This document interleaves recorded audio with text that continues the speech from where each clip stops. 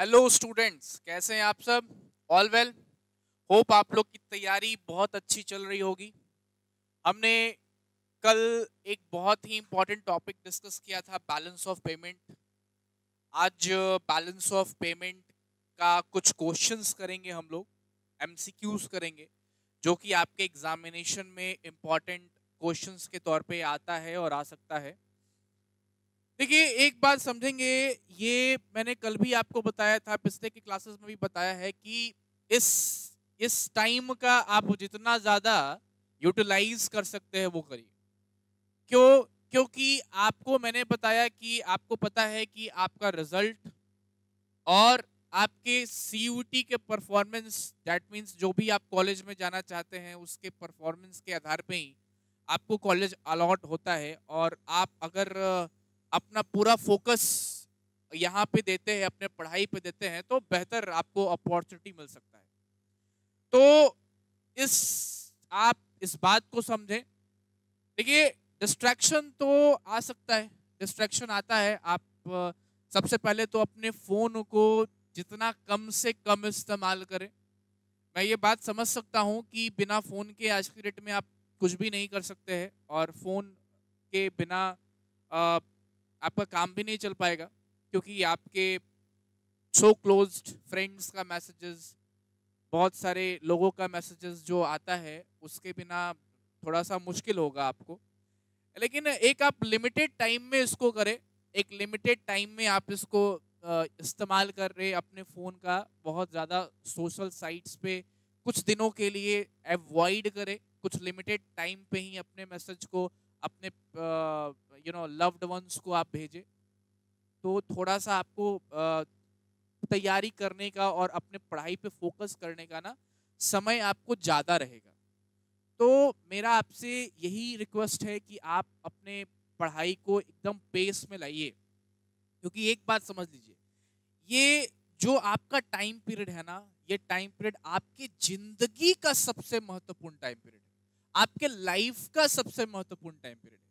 क्यों? क्योंकि इसमें आप अपने करियर का सबसे बड़ा डिसीजन लेते हैं कि आपको अपना हायर एजुकेशन किस जगह पे करना है।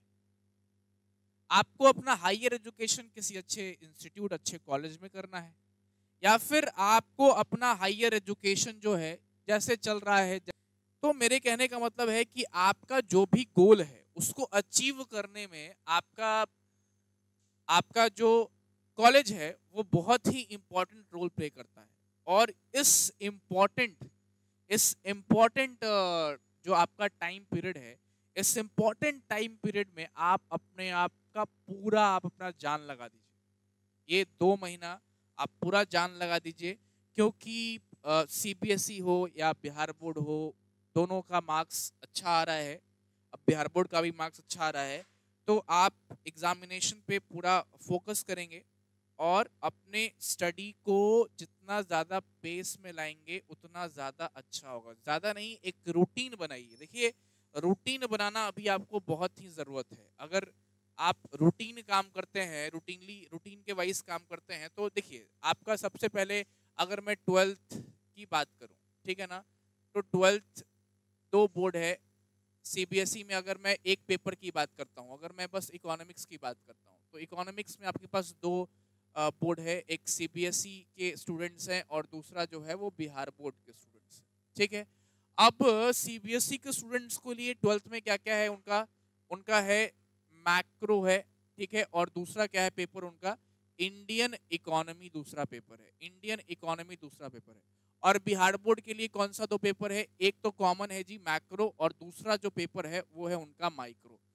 तो आपका मोस्ट ऑफ द क्वेश्चंस यहाँ पे कैसा आता है? ऑब्जेक्टिव क्वेश्चंस आता है। लेकिन यहाँ पे आपका जो क्वेश्चंस है ये वैल्यू बेस्ड क्वेश्चन भी पूछा जाएगा, न्यूमेरिकल क्वेश्चंस भी पूछा जाएगा।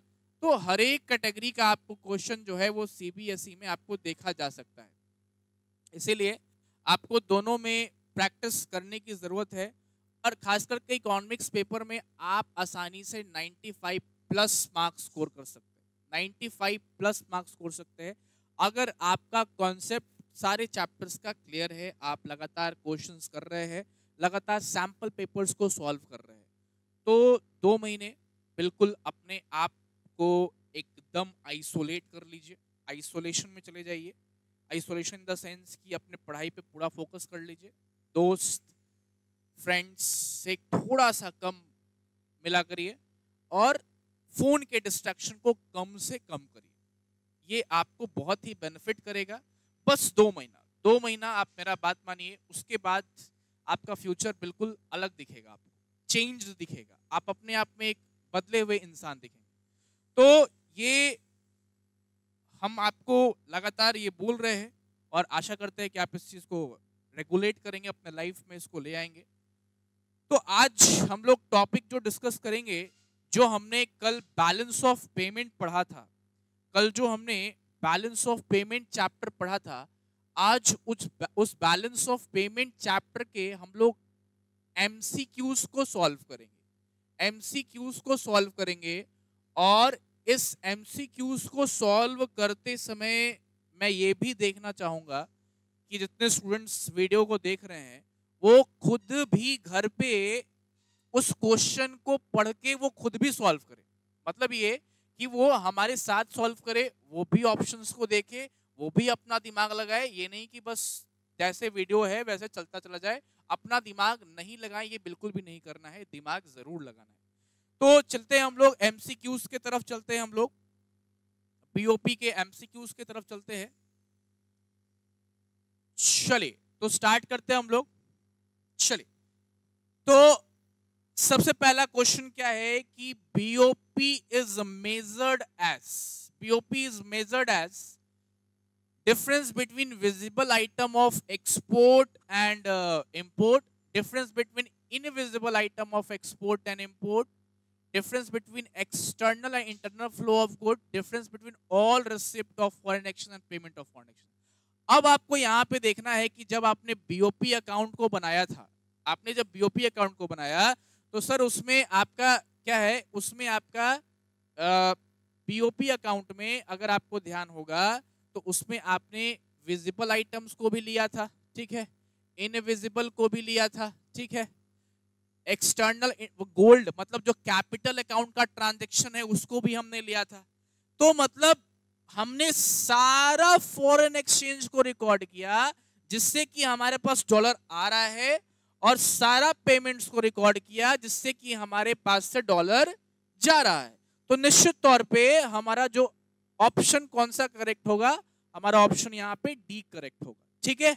चलिए दूसरे क्वेश्चन में चलते हैं। Balance of trade is measured as, balance of trade को कैसे मेजर कर सकते हैं, difference between import and export of goods, बस बात खत्म। दूसरा सर्विस बोल रहा है, तीसरा कैपिटल बोल रहा है, और चौथा एक्सपोर्ट एंड ऑल इंपोर्ट बोल रहा है, गुड्स या सर्विस की बात नहीं कर रहा। तो हमें गुड्स की बात करना है, तो दूसरा का क्या हो जाएगा, आंसर क्या हो जाएगा, ए आंसर हो जाएगा। तो तीसरे में चलते हैं, थर्ड में चलते हैं हम लोग। Third, which of the following categories are the transactions of BOT recorded, ठीक है ना। अब बीओटी में आप कौन से ट्रांजेक्शन को रिकॉर्ड करते हैं सर, तो सबसे पहले यहाँ पे तो कुछ सोचना ही नहीं है, विजिबल आइटम गुड्स का रिकॉर्डिंग होता है। चौथा, which of the following transactions are recorded in the current account of the balance of payment. अब करेंट अकाउंट के बैलेंस ऑफ पेमेंट में आप कौन से ट्रांजैक्शन को रिकॉर्ड करते हैं, तो सबसे पहले आप गुड्स एंड सर्विसेज को करते हैं, ठीक है, और क्या करते हैं करेंट अकाउंट में, यूनिलैटरल ट्रांसफर भी तो करते हैं। तो मतलब ए और बी दोनों सही है, तो चौथा का आंसर क्या हो गया आपका, सी हो गया। चलिए पांचवें में चलिए, फिफ्थ में, in the context of one sided transfer of payment which one is correct, which one is correct. क्या कह रहा है कि जब यूनिलैटरल ट्रांसफर, हमको गिफ्ट मिलता है यूएसए से, या यूएसए को हम गिफ्ट भेजते हैं किसी अपने दोस्त को यूएसए में जो रह रहा है, तो क्या ये वन साइडेड ट्रांसफर है वन कंट्री से अदर, या ये ट्रेड ट्रांजैक्शन, क्या ये ट्रेड ट्रांजैक्शन से रिलेटेड नहीं है, क्या रिसिप्ट में किसी प्रकार का पेमेंट नहीं किया जाता है। तो हमको लग रहा है ये तीनों बात सही है।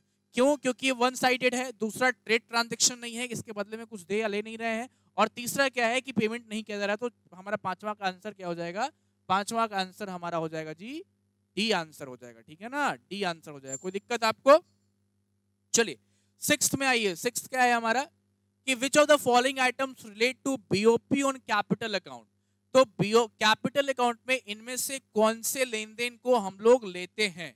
तो इन्वेस्टमेंट तो आता है, हमने इन्वेस्ट किया, लोन्स भी हमने देखा था कल, इनफ्लोज एंड आउटफ्लोज मतलब इन्वेस्टमेंट जो हमारे यहाँ या हम दूसरे के यहाँ भेज रहे हैं, तो दोनों आएगा। तो इसका मतलब हमारा आंसर क्या हो जाएगा? 6 का आंसर डी हो जाएगा।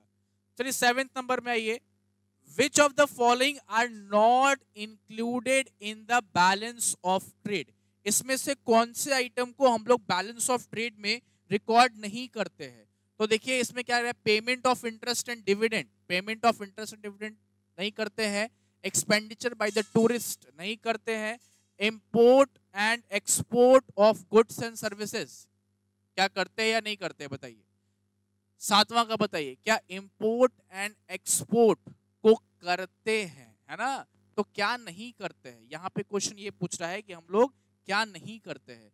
तो देखिए यहाँ पे क्या नहीं करते हैं, तो यहाँ पे देखिए 7th में payment of interest and dividend, payment of interest and dividend अगर हमको पेमेंट करना है तो इन्वेस्टमेंट इनकम के तहत हमारे पास जो आता है, तो बिल्कुल ये होता है, ये भी होता है, ये भी होता है। तो हमारा आंसर क्या हो जाएगा? 7वां का डी आंसर हो जाएगा। 7 का आंसर क्या हो जाएगा हमारा? 7 का आंसर हमारा हो जाएगा डी आंसर हो जाएगा। चलिए 8वां में आइए, 8th में आइए। 8th में क्या है, if the value of exports exceeds the value of visible imports then the balance relates to, अगर हमारा क्या है, विजिबल आइटम का एक्सपोर्ट ज्यादा है इंपोर्ट से, तो हम इसको कौन सा बैलेंस बोलेंगे? कौन सा बैलेंस बोलेंगे? क्या करेंट अकाउंट का बैलेंस बोलेंगे या फिर कैपिटल अकाउंट का बैलेंस बोलेंगे? देखिए बस यहाँ विजिबल आइटम की बात कर रहा है, तो जब विजिबल आइटम की बात कर रहा है यहाँ पे, तो हमारा क्या हो जाएगा? बैलेंस ऑफ ट्रेड हो जाएगा।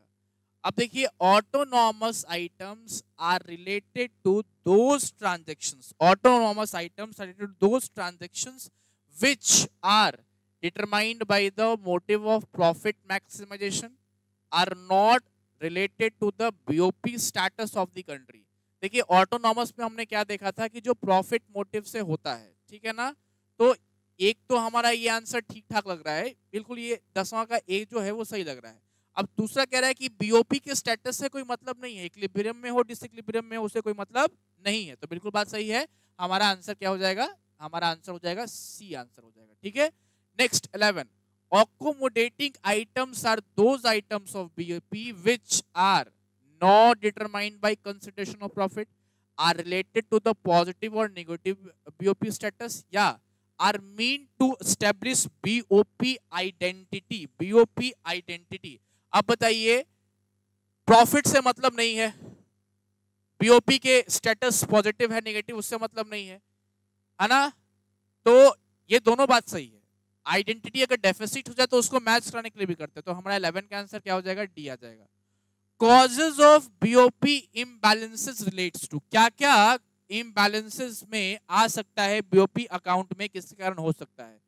तो कॉजेज ऑफ बीओपी हमारा जब भी आएगा तो किस में आएगा? ऑटोनॉमस आइटम में आएगा। अकोमोडेटिंग तो हम लोग खुद से डालते हैं ताकि इक्विलिब्रियम पे पहुंच पाए। 13 आइए, 13 में क्या बोलता है? Balance of payment, balance of payment is always unfavourable, balanced, favourable, none of these. मैंने बताया था कल जब अकाउंट हम लोगों ने बनाया था, तो बीओपी अकाउंट हमारा क्या होता है हमेशा? बीओपी अकाउंट हमारा क्या होता है हमेशा? बैलेंस्ड होता है। क्या होता है? बैलेंस्ड होता है। चलिए 14 में आते हैं, एज अगेंस्ट द बीओपी। देखिए यहां पे समझना है, बीओपी के अंदर बीओटी है, बीओपी के अंदर बीओटी है, समझिएगा। मतलब बीओपी अकाउंट जो है वो बड़ा अकाउंट है और बीओटी अकाउंट जैसे इसका एक पार्ट है। तो ये क्या हो जाएगा? 14 का आंसर ए हो जाएगा, that it is more comprehensive, it is more comprehensive. आया बात समझ में? It is more comprehensive. ठीक है, now disequilibrium in balance of payment means क्या हो सकता है? डिसइक्विलिब्रियम मतलब डिसइक्विलिब्रियम में दोनों हो सकता है सर। डिसइक्विलिब्रियम में आपका दोनों हो सकता है, आपका सरप्लस भी हो सकता है डिसइक्विलिब्रियम में, और आपका क्या हो सकता है, डेफिसिट भी हो सकता है। तो बिल्कुल सही बात है, सी यहाँ पे आंसर आ जाएगा। 16 नंबर क्या बोलता है आपका कि deficit disequilibrium in BOP occurs when, deficit कब होता है। तो यहाँ पे अब आपसे एक्यूरेटली सवाल पूछता है कि डेफिसिट कब होगा। तो डेफिसिट तब होगा जब आपका क्या होगा कि आपका पेमेंट ज्यादा होगा। अब आप खोजिए यहाँ पे कि आपका कहाँ पे जो है वो पेमेंट निगेटिव दिखा रहा है। तो 16 का क्या आंसर हो जाएगा, ए आंसर हो जाएगा। 16 का क्या हो जाएगा, आंसर ए हो जाएगा, क्योंकि आपको क्या देखना है यहाँ पे, पेमेंट जहां पे क्या है, निगेटिव। ठीक है, चलिए आगे बढ़ते हैं हम लोग। Which of the following is not the cause of, which of the following is not the cause of disequilibrium in BOP? इनमें से कौन सा डिसइक्विलिब्रियम का जो है वो रीजन नहीं है, रीजन नहीं है। तो डेवलपमेंट ज्यादा सरकार के द्वारा होगा तो हमारे यहाँ इन्वेस्टमेंट आएगा, तो हो सकता है इंपोर्ट सब्स्टिट्यूट करेंगे, हो सकता है पॉलिटिकल इंस्टेबिलिटी आ गया तो भी हो सकता है। लेकिन हमारे यहाँ के जो इकोनॉमिक कंडीशन में जो टेम्पररी चेंजेस है उसके कारण नहीं होगा। तो हमारा आंसर होगा बी।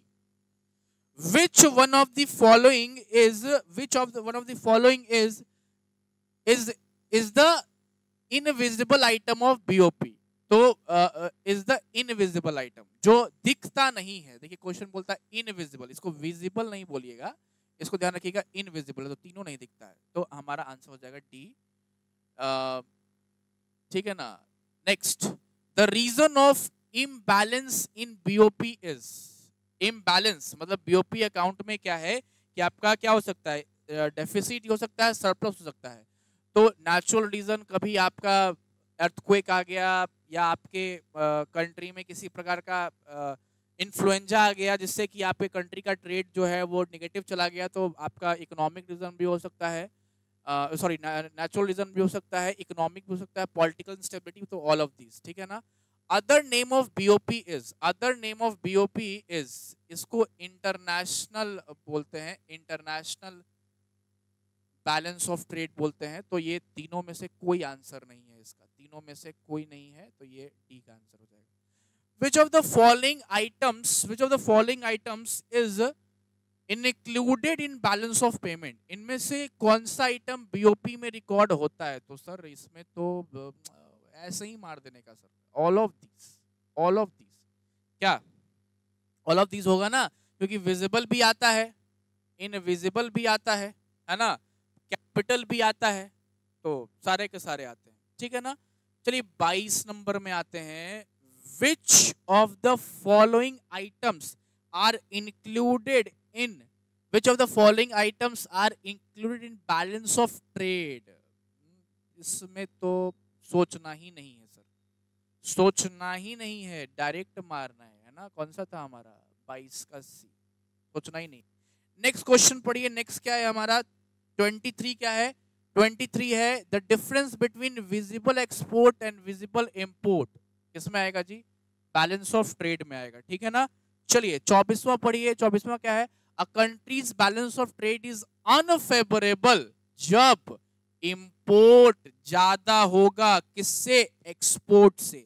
25वां पढ़िए जी, 25वां क्या है, the annual record of all the transaction with other countries of the world is known as what, balance of payment, is known as balance of payment। चलिए 26वां पढ़िए, a favorable balance of trade of a country implies कि भाई export क्या है जी, ज्यादा है, export क्या है, ज्यादा है। चलिए नेक्स्ट पढ़िए हम लोग 27 की ओर चलते हैं।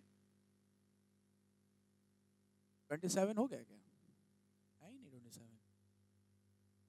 गायब हो गया 27, चलो कोई नहीं। 28, which one is the item of current account? बताइए कौन सा इसमें से करेंट अकाउंट का आइटम है। तो विजिबल भी है, टूरिस्ट का खर्चा भी है, इनविजिबल भी है, all of this, all of this. ठीक है। Next, balance of trade means, balance of trade का मतलब क्या होगा जी, import and export of, import and export of goods. Balance of payment deficit can be corrected by import substitute करके, export बढ़ा के, प्रोडक्शन बढ़ा के, तो सारी चीजें करके sir. All of these the component of BOP are current capital both A and B, both A and B, ठीक है ना। नेक्स्ट हमारा क्या है जी, which one is the visible item of BOP। Sir तीनों का तीनों लगता है दिख जाएगा, तीनों का तीनों दिख जाएगा, ठीक है ना। नेक्स्ट क्या है हमारा, if the value of visible exports exceeds the value of visible imports, the balance of trade of a country is favorable। क्या होगा जी, favorable, ठीक है। नेक्स्ट देखिए 34वां, if balance of trade is minus 600 and the value of export is 500, then the value of import, तो sir निकालिए ना यहाँ से, BOT बराबर क्या होता है, बोलिए x माइनस m। तो यहाँ क्या क्या दिया हुआ है, BOT का फिगर क्या दिया हुआ है, -600 दिया हुआ है, एक्सपोर्ट क्या दिया हुआ है, 500 दिया हुआ है, और हमें इंपोर्ट नहीं पता है।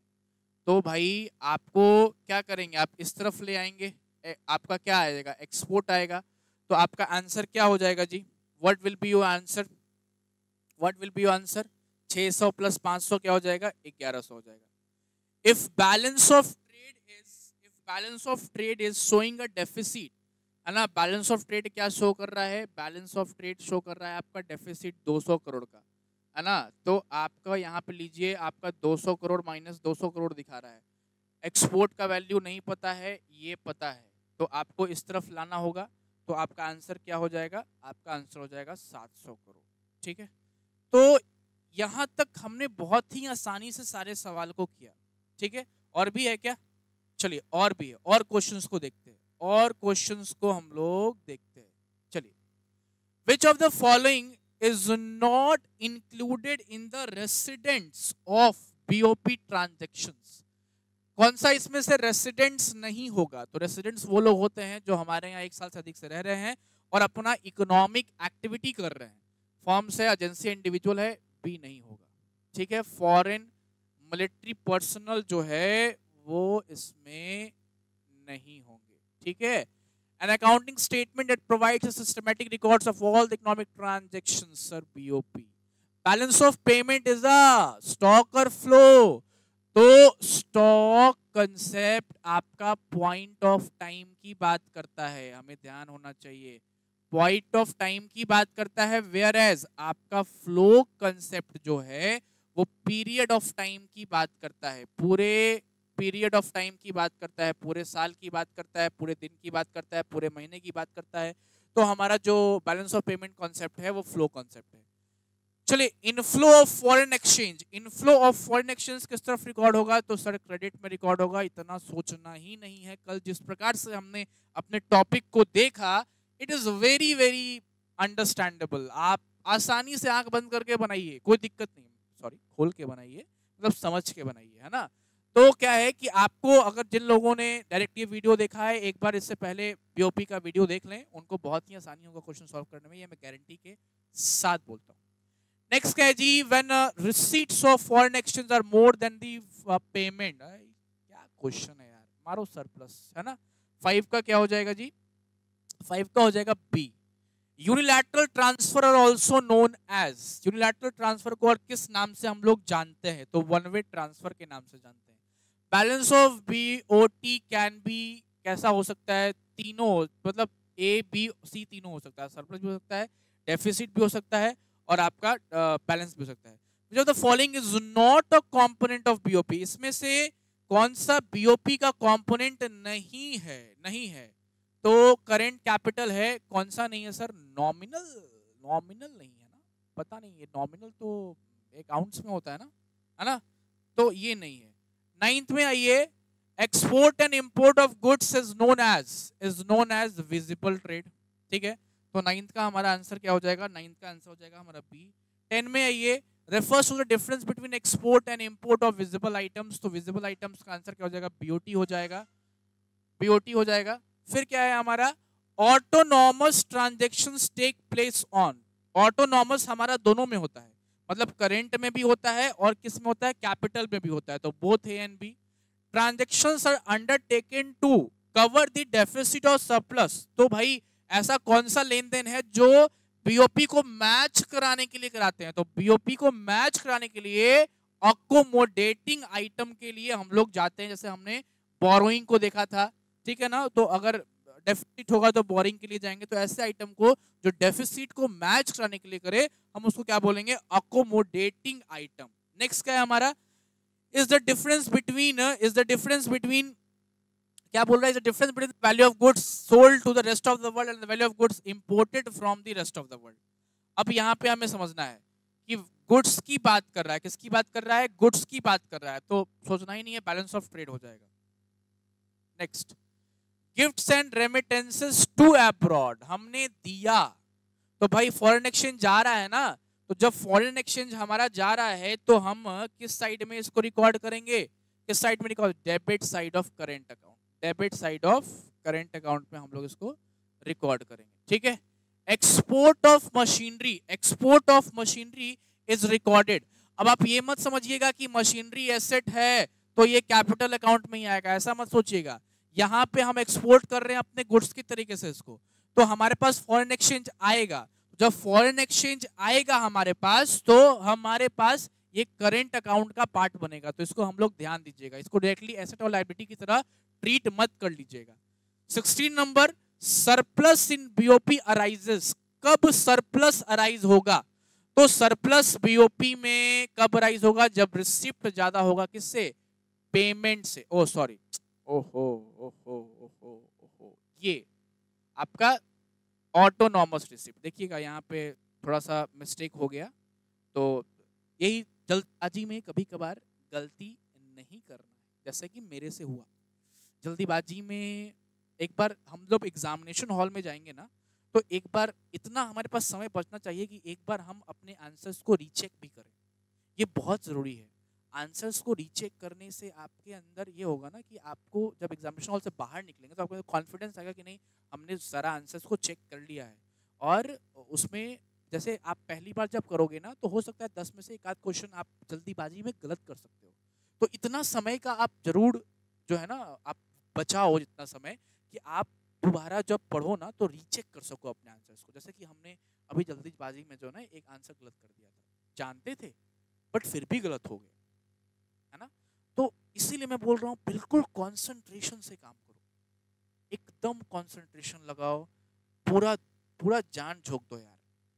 और मैं ये दावा कर रहा हूँ, अगर 95% से ऊपर ले आए, 95% से ऊपर ले आए टोटल 12th के एग्जामिनेशन, सीबीएसई हो या बिहार बोर्ड हो, बिहार बोर्ड में चलो थोड़ा रिलैक्सेशन देता हूँ, अगर 90 से 95 और सीबीएसई में 95 से ऊपर ले आए, तो मेरे तरफ से गिफ्ट लेना, मेरे तरफ से गिफ्ट लेना, मेरे तरफ से पार्टी लेना। जहां बोलोगे वहां पार्टी दूंगा, ठीक है, बिल्कुल जहां बोलोगे वहां पार्टी दूंगा। और गिफ्ट जो है ना, गिफ्ट में क्या दूंगा ये बताऊंगा नहीं अभी। गिफ्ट में आपके पसंद का दूंगा, लेकिन क्या दूंगा ये मैं नहीं बताऊंगा, दैट इज अनडिस्क्लोज्ड, वो मैं अभी आपको नहीं क्लियर करूंगा। तो आप पूरा जान लगाओ, आपको जो दिक्कत होता है, आपको 10 बजे इस क्वेश्चन का जवाब चाहिए, आप 10 बजे मेरे को भेज दो, आप 12 बजे भेज दो, मैं आपको तुरंत जवाब दूंगा। जितने फैकल्टीज है सबको भेजो। आप दिखना चाहिए, आप में जोश दिखना चाहिए, वो जुनून दिखना चाहिए कि नहीं इस बार फोड़ना है किसी भी प्रकार से।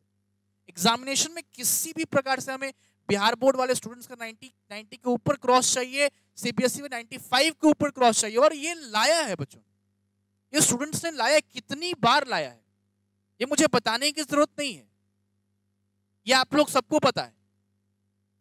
वही जुनून, वही एनर्जी आप में हमको इस बार देखना है, आप भी इस बार लाके दिखाओ। और गिफ्ट और पार्टी मेरे तरफ से, बिल्कुल।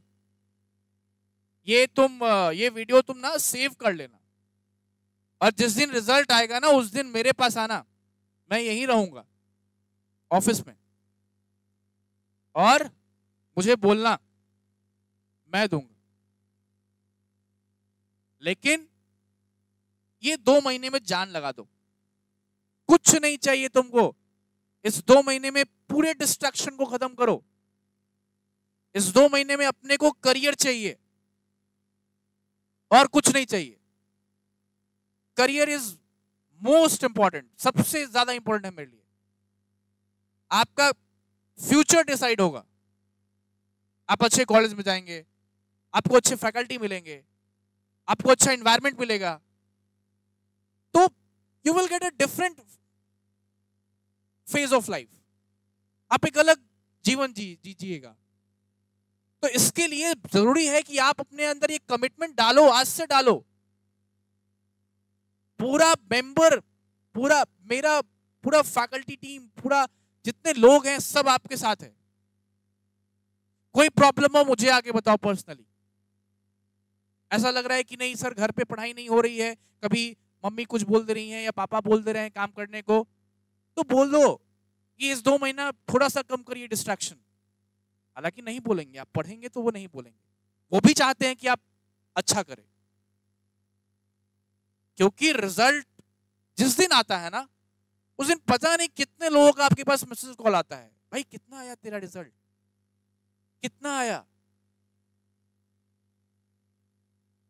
ठीक है, रिजल्ट है, हो सकता है जितना एक्सपेक्टेशन है उतना नहीं आया, लेकिन अपना बेस्ट तो अपने हाथ में है ना भाई, उसको तो देना है ना, उससे नहीं भाग सकते, उसको देना है। और बेस्ट दे के मैं गारंटी के साथ बोल रहा हूं कि आपका अच्छा रिजल्ट आएगा, अच्छा कॉलेज मिलेगा। बट इसके लिए सारा डिस्ट्रैक्शन खत्म करो, पूरा फोकस लगा दो पढ़ाई पे, पूरा फोकस लगा दो। क्वेश्चन सॉल्व करो, डाउट हो फिर से सॉल्व करो, जो टॉपिक्स नहीं है फिर से क्लियर करो। हूं ना मैं यहां पे, पूछो आकर के। बट मेरे से अकेले नहीं होगा, आपका लाइफ है, आपको जान डालना पड़ेगा। मैं 2 घंटे के लिए 3 घंटे के लिए बस आपके साथ था और यही 2-3 घंटे के लिए रहूंगा भी, लेकिन लाइफ तो आपका है, पूरा दिन में 24 घंटे आपके पास है। आप भाई 7 से 8 घंटे लगाओ ना, एक स्ट्रक्चर रूटीन बनाओ ना कि हमें 3 घंटा अकाउंट्स पढ़ना है, 3 घंटा हिस्ट्री पढ़ना है, 3 घंटा पॉलिटी पढ़ना है, 3 घंटा इकोनॉमिक्स पढ़ना है, 2 घंटा जो नहीं है उसको बैकअप करना है, तो करो। तुमको ये बार बार बोलने कोई नहीं जा रहा है कि तुमने क्या पढ़ा क्या नहीं पढ़ा, तुम्हारे अकाउंट्स में क्या प्रॉब्लम है, तुम्हारा हिस्ट्री में क्या प्रॉब्लम है, पॉलिटी में क्या प्रॉब्लम है, तुम्हारा इकोनॉमिक्स में कौन सा, ये तुमको पता है तुमको कहां प्रॉब्लम है। उस प्रॉब्लम को तुम सॉल्व करो, उस प्रॉब्लम को लेकर के आओ। नहीं सॉल्व होता है सॉल्व करवाओ। मुझे और आपको बस रिजल्ट चाहिए, बस रिजल्ट चाहिए। चलिए, तो कौन सा था हमारा, हाँ 16। Now 17, autonomous transactions take place. Autonomous transactions कहां पे होता है, तो ऑटोनॉमस दोनों में होता है, करंट में भी होता है और कैपिटल में भी होता है, दोनों में होता है, करंट में होता है और कैपिटल में भी होता है। Import of machinery is recorded in the, कहां देखो, बस एसेट लायबिलिटी को देख के मत मारना, ये करंट अकाउंट का पार्ट है तो हमारा, और बोरिंग फ्रॉम एयर तो 18 का ए, दोनों ऑप्शन हम आसानी से देख लिए, तो इसलिए हमने 18 का ए को चूज कर लिया। नेक्स्ट क्या है हमारा, foreign exchange transaction dependent on other foreign exchange transaction. मतलब ये डिपेंड कर रहा है कि क्या होगा बीओपी अकाउंट में, सरप्लस होगा, डेफिसिट होगा, उसके अनुसार से ये ट्रांजैक्शन जाएगा। तो ऐसा जो डेफिसिट या सरप्लस को मैच कराने के लिए करते हैं ना, उसको क्या बोलते हैं, अकोमोडेटिंग आइटम। क्या बोलते हैं, अकोमोडेटिंग आइटम। नेक्स्ट क्या है जी, नेक्स्ट है हमारा foreign exchange transaction which are independent, मतलब नहीं है कि क्या है कौन सा है, सारा का सारा ऑटोनॉमस में जाएगा। Balance of payment deficit is the excess, balance of payment deficit is the excess. क्या है जी, क्या है बताइए, तो आपका ऑटोनॉमस पेमेंट आपका क्या है, ज्यादा है किससे, ऑटोनॉमस रिसीट से, तो क्या हो जाएगा, सी हो जाएगा। A company located in India receives a loan from country located abroad. Loan आ रहा है तो लोन आ रहा है, कैपिटल अकाउंट का पार्ट है, फॉरेन एक्सचेंज आ रहा है। सबसे पहले देखना है कि फॉरेन एक्सचेंज जा रहा है या आ रहा है। तो सर लोन आ रहा है तो आ रहा है। अब लोन किस अकाउंट का पार्ट है? तो सर कैपिटल अकाउंट का पार्ट है। तो इनफ्लो हो रहा है तो किस में जाएगा जी? Credit side of capital account. अब इंडियन कंपनी इन्वेस्ट कर रही है तो फॉरेन एक्सचेंज जा रहा है, ठीक है। अब ये किस अकाउंट में जाएगा? तो sir the transaction is entered in balance of payment, किस, तो ये कैपिटल अकाउंट में जाएगा, लेकिन किस में जाएगा? डेबिट साइड में आपका जाएगा। तो देखिए बहुत ही आसान था। आप एक बार चैप्टर की अंडरस्टैंडिंग लेते हैं ना तो सारा क्वेश्चन आप यूं कर लेते, क्यों करते। तो यही मैं चाह रहा हूं आपसे, आप पूरे तरीके से मेहनत करें। I am with you. हर एक चैप्टर को आप पढ़े, क्वेश्चंस बनाएं और सारी चीजों को छोड़ दें। आज का रूटीन बनाओ कि आज 3 घंटे 4 घंटे मेहनत करना ही करना है। आज डिस्ट्रैक्शन नहीं चाहिए। चलिए आज हम लोग यहीं पे अपने टॉपिक को कंप्लीट करते हैं। मिलते हैं हम लोग अगले वीडियो में।